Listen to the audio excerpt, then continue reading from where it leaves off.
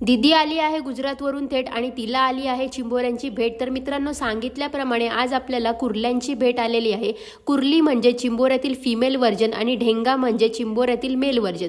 So मित्रांनो, पप्पांनीही आळस न करता स्वतः फील्डमध्ये उतरून चिंबोऱ्यांची साफसफाई करण्याची सुरुवात केलेली आहे आणि थोडासाही वेळ न घालवता त्यांचे डांगे तोडायची इथे सुरुवात केलेली आहे। सो गाईज, हे बाहेरून साफ कसं करायचं ते दाखवलं, आता आतून कसं साफ करायचं हे तुम्ही पप्पांच्याच आवाजातून ऐकून घ्या। त्याचा कलर बोलतात आपण चांगला लागतो एकदम खायला।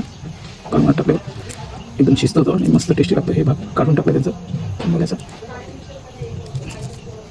त्यानंतर आपल्या कुर्ल्या स्वच्छ पाण्यात धुवून घ्यायचे आहेत आणि कुर्ल्यांचे 2 भाग करून घ्यायचे। मित्रांनो, हे बघा किती सुंदर गर असा हा दिसत आहे। त्यानंतर गॅसवर पॅन ठेवायचा आहे, त्यात तेल टाकायचं आहे आणि 10 ते 15 पाकळ्या लसणाच्या टाकून घ्यायच्या आहेत। त्यानंतर हळद टाकायची आहे आणि कापलेल्या कुर्ल्या त्यात टाकून घ्यायच्या आहे। थोड्याच वेळात आपला आगरी कोळी मसाला किंवा तुमच्याकडे जो अवेलेबल असेल तो मसाला त्यात टाकून घ्यायचा आहे, थोडा मिक्स करायचा आहे आणि 2 ग्लास पाणी टाकायचं आहे। जर तुम्हाला रस्सा थिक हवा असेल तर कमी पाणी टाका आणि रस्सा जर थिन हवा असेल तर जास्त पाणी टाका।